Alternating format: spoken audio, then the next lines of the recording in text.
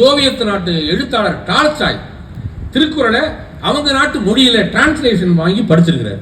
படிச்சுட்டு அசந்து போய் இப்படி இருக்கு. அவருடைய நெருங்கின நண்பர் யாருன்னா மகாத்மா காந்திஜி. காந்திஜிக்கு கடிதம் எழுதுறாரு, ஐயா இந்த மாதிரி இந்த 2 கவிதையை நீங்க பாருங்க அப்படின்னு எந்த நூல்லாம் எழுதாம 2 வரியை எழுதி டிரான்ஸ்லேட் பண்ணி இங்கிலீஷ்ல அனுப்பிட்டாரு காந்திக்கு கடிதத்துல. அப்பெல்லாம் இமெயில் கிடையாது, ட்விட்டர் கிடையாது, இந்த வீணா போன முகநூல் கிடையாது. முகநூல் வச்சா பாருங்க பேரு, அவன் முகத்தை தொலைச்சிட்டு பாக்குறதுக்கு பேரு முகநூல். அதெல்லாம் கிடையாது.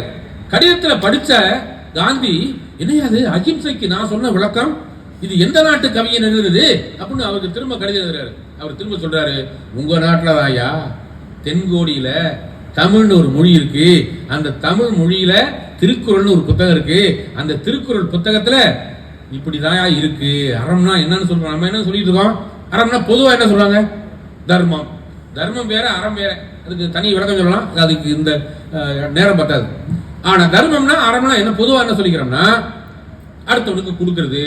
வள்ளுவர் அதை சொல்லல, வள்ளுவர் அதை சொல்லல, அடுத்தவனுக்கு கொடுக்கறதா அறம்னு தமிழ்லயே நிறைய பேர் எழுதி வச்சதுல ஒரு அர்த்தமும் எழுதி வச்சிருக்கான். ஈதல் அறம் தப்பு, வள்ளுவர் சொல்லல.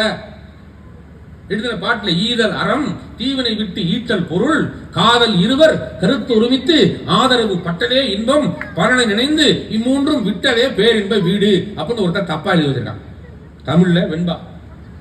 ஏன் தப்புனா கடைசியை வள்ளுவன் பாடல, அது வேற. ஈதல் அறம்னு வள்ளுவர் சொல்லல. வள்ளுவர் சொன்ன அறம் என்ன தெரியுமா அர்த்தம், நீ கொடுக்கலாம் வேண்டாமியா, மனசார நினைச்சு பாரு, மனத்துக்கண் மாசு இளன் ஆதல் அனைத்து அரண். பூசலார் நாயனார் கதை ஞாபகம் வருதுல. இது மாதிரி நிறைய சொல்லலாம். இந்த விளக்கத்தை கேட்டுட்டு ஆகா இப்படியா, அதே போல இன்னா செய்தாரை உறுத்தல் அவர்னான நன்னயம் செய்து விடல், இன்னா செய்தார்க்கும் இனியவே செய்யாக்கால் என்ன பயத்ததோ சால்பு. இந்த இன்னா செய்யாமை அதிகாரத்தை பார்த்துட்டு, அதை எழுதுற வரிகளை பார்த்துட்டு, மனத்துக்கண் மாசனாதல்கிற குரலை பார்த்துட்டு இந்த புத்தகத்தை நான் முழுசு படிக்கிறமேன்னு டால்ஸ்டாய் கேட்கிறாரு. அவர் உடனே அவர் ஆங்கிலத்தில் மொழிபெயர்த்த நூலை வாங்கி இவருக்கு அனுப்புறாரு, காந்திக்கு அனுப்புறாரு. காந்தி முழுசு படிச்சு பார்த்துட்டு ஆஹா இவ்வளவு வருமான கருத்தை நான் இது வரைக்கும் படிக்காம இருந்துட்டேன் அப்படின்னு இதனுடைய தாய்மொழியில படிக்கணும்யா, எப்படி மூல மொழியில படிக்கணும், மொழிபெயர்ப்பு அவ்வளவு சரியா இருக்குன்னு நான் நினைக்கல அப்படின்னு நினைச்ச காந்தி இதற்காகவே நிறைய பேருக்கு இந்த செய்தி தெரியாது, இதற்காகவே தமிழ் படிக்க தொடங்கி எழுத படிக்க ஓரளவு கற்றுக்கொண்டு காந்தி மோகன்தாஸ் கரம்சந்த் காந்தி என்று தமிழில் காந்தியை கையெழுத்து போட தமிழ் கற்றுக்கொள்ள வைத்த நூல் திருக்குறள். நான் பாடத்திட்ட குழுவில் இருந்தேங்க, 2 முறை இருந்தேன். அப்ப திருக்குறள் பத்தி எழுதும்போது திருவள்ளுவர் ஆசிரியர் அப்படின்போது நான் சொன்னேன், காந்தியை தமிழ் கற்க வைத்துக்கொள்ள வைத்த நூல் எழுதணும் அப்படின்னு. அதெல்லாம் எதுக்கு எழுதிட்டு அவருடைய பழைய பட்டைப்பேரெல்லாம் போடலாம். என்ன பட்டப்பேர், சென்னா போதார், மாதானு பங்கி, தெய்வ புலம், இதெல்லாம் தேவையா?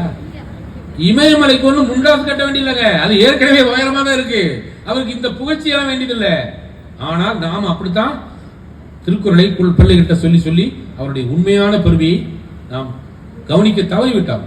அடுத்தது இந்த அறத்துப்பால் இருந்து அவர் சொன்ன கருத்துக்கள் வந்து பாத்தீங்கன்னா அடே அப்பா உலகமே வியந்து போன ஒரு கருத்து. தாய்ப்பாலின் சீம்பால் ரொம்ப அழகா சொன்னாங்க, ரொம்ப அழகா சொன்னாங்க. இதுல அந்த ஊழை 2-3 பிரிச்சாரு. அதுல ஊழியல்ங்கிறது ஒண்ணு இருக்கு கடைசியா, அதுல ஒரு வரி வரும், என்னது, ஊழையும் உப்பக்கம் காண்பர் உழைவின்றி தாழாது உயற்றுபவர். அது பொருளாதாரத்தில் வர்றது. இதுல என்ன எப்படி முடியும்னா, தான் முந்துரும் ஊழில் பெருவலி யாவுல, ஊழை விட பெரியது எதுவும் இல்ல, நீ என்னதான் முயற்சி பண்ணாலும் தான் தான் நிக்கும், ஊழ் வலியது மாறாதுன்னு இருப்பார் முதல்ல. அதே வள்ளுவர் இந்த ஊழை பற்றி இதுல வரும்போது செய்வினை பற்றி நம்முடைய ஆளுமை பற்றி சொல்லுகிற போது, ஆழ்வினை உடைமையில சொல்லும் போது, ஊழையும் உப்பக்கம் காண்பர் உழைவின்றி தாழாது உயற்றுபவர்.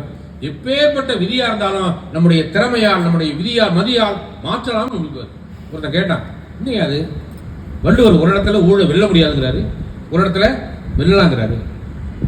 அதுக்கு என்ன தெரியுமா பதில், உண்மையான பதில், ரெண்டுமே வாழ்க்கையில நிறைய பேருக்கு நடக்குது. எவ்வளவு முயற்சி செய்தும்